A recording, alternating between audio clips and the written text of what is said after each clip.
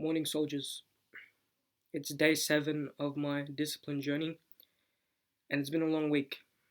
I can say that I've been tested. I can say that everything I've said about this journey has come true. I've been tested in quite a few ways, and I will continue to be tested. But that's what's proved to me that this journey is worth it. Um, so, yeah, we've completed our first week of the discipline journey, and I can say the results are starting to show. Not only am I building up my physical muscles, but my mental strength is also increasing as well as I focus on my well-being and focus on my physicality. So if you also want to be consistent on your self-improvement journey, I have some steps that can help you get there. There are 5 fundamentals of this journey. First is nutrition, then is physical health, then it's mental health and well-being, then it's rejecting vices, and the last one is practicing discipline where you can. So there are all these kinds of fundamentals. And the first one, I'll go into nutrition. Nutrition on this journey will be your fuel source. It'll help you get through the day, it'll push you in the gym, it'll help you achieve that physique that you want. How I manage my nutrition is I use MyFitnessPal. It's a great app. It tracks my macros and it tracks my calories. So I went through its questions and it told me that my maintenance calories is at 1900. So if I want to eat in a calorie deficit, I eat at 1700 calories so that I will lose weight. Um, and sometimes I won't even reach that goal because now I eat 2 meals a day. Because I choose to get a lot of my morning rituals done before I start eating. So it'll end up being like brunch by the time I get to eating. And I eat once more for dinner just to get some nutrition in before I start my intermittent fasting. I'll go into that.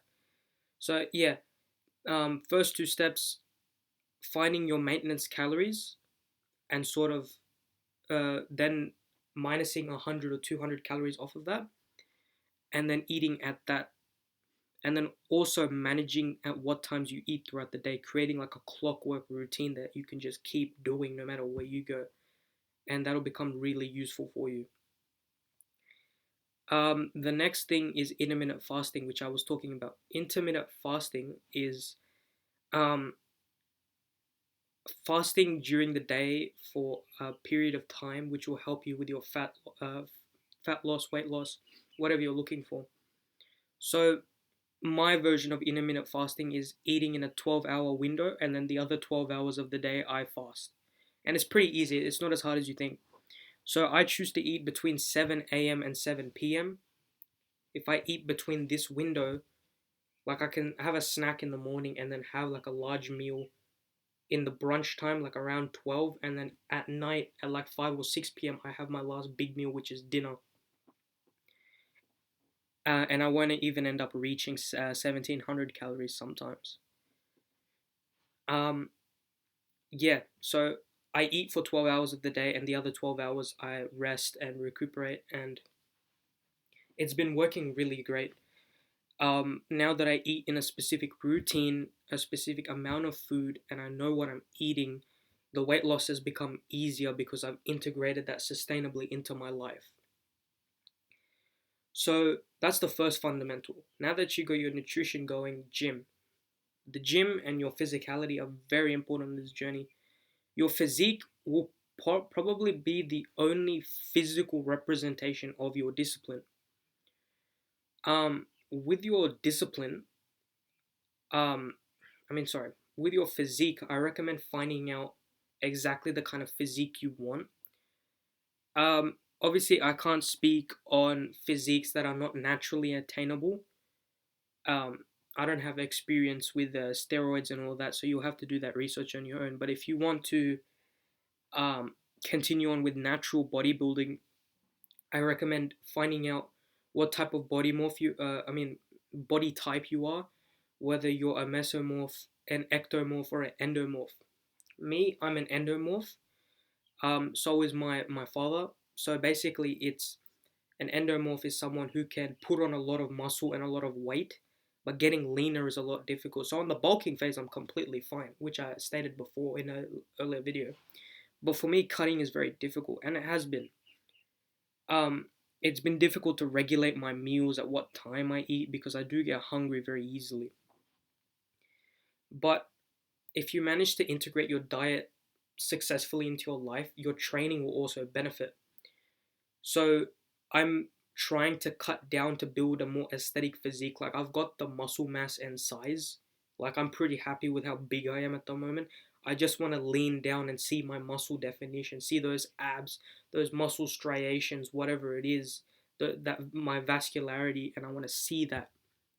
I want to enjoy the aesthetic of my body. So, um, my gym training involves a lot of muscle building, a muscle building split, which I do one day. The day one I do arms and shoulders, day two I do chest and back, and day three I do legs. And in order to balance that out with getting leaner instead of just putting on muscle, I'm trying to oh no, I have been integrating cardio while I'm at the gym. So as soon as I finish my arm routine, say arms and shoulders routine, I've done all my machines, I've hit 2 sets of failure on every machine, so that'll end up being about 12 sets of failure. My muscles are really tired and I'm really worn out. I'll just go to the treadmill and I'll do cardio for 30 minutes on a 15.0 incline, and I'll go 4 kilometers per hour. And at the end, you'll end up burning 300 calories after 2 kilometers of climbing up on that 15.0 incline, and you will sweat. If you sweat a lot, you're gonna be drenched. So I recommend, bringing your towel to the gym. That's gym policy. If you've got a home gym, I recommend using your dumbbells, your barbells to try and build your chest, back, and arms, and do as many lunges and squats as you can for your legs.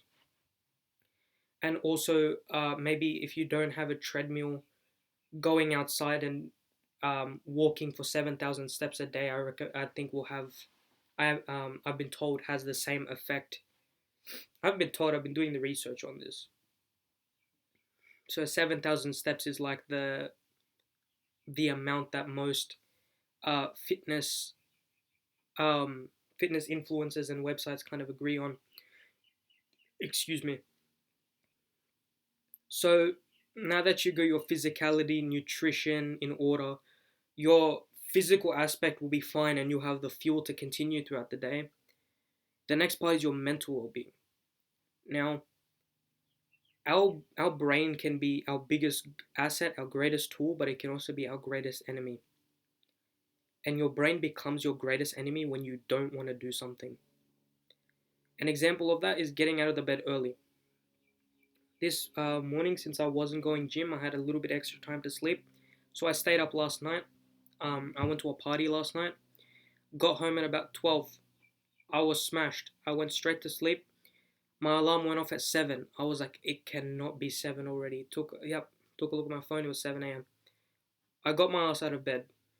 After 5 minutes of pushing myself to get up and push myself out of bed, I got myself out of bed. I got changed, brushed my teeth, all that, and I went outside to that treadmill and I just went for it. My home treadmill. It can't go to a 15.0 incline because those gym treadmills are like a bit more high advanced. So I did a 10.0 incline, which was the max this treadmill can go, and I went for half an hour. I still burnt 300 calories and I still felt great. My discipline is good. It's been tested, but I'm still working on it. But regardless, I still didn't want to do it. My mind was telling me, oh, maybe you could go at the end of the day when you have more energy or after you've had breakfast or something. Like I said, no. This is part of my morning ritual, and every time I go gym before eating. So I said I'm not going to change up my consistency, and so I can build this routine. And I did it. It's difficult, but doing that cardio in like a small period of time, but having high efficiency, high effect on you, is going to be very sustainable for your life. And let me tell you, my routines need to be sustainable, because the longest I did hold a consistency routine was about 5 weeks last year. But those routines were not very sustainable. My routines were going for a jog and doing 10,000 steps, and I wasn't going to the gym. Instead, I was doing workouts at home with dumbbells that were building muscle, but weren't actually targeting other parts of the body that I really needed, that would lift up my physique. And also my eating, I was starving myself, and I had no mental health well-being. I was just focusing on eating and gym. You need to find a routine that's sustainable for you and that you enjoy doing, that you integrate into your everyday routine. It will feel like you're not changing anything, but you're still being productive. So that's what I've done. Um, in order to sort of help with my mental well-being, I do two things. I do cold shower meditation, which is something I've discovered works for me. Meditation works different for everybody, but finding the form of meditation that works best for you is is gonna help loads. For me, what I've realized, meditation is being able to just switch your mind off, like almost going to a state of unconsciousness, just existing. That's pretty much what meditation is, just being one with what's around you and just not thinking, pretty much. And some men, we have the ability to switch our brains off. I can't do this yet, but like I can have like small periods of unconsciousness where I'm not really thinking about much. I can go into like 30-second like increments of just not thinking. So I recommend like cleaning yourself off first when you're in the shower, putting on your soap, shampoo, body wash, everything.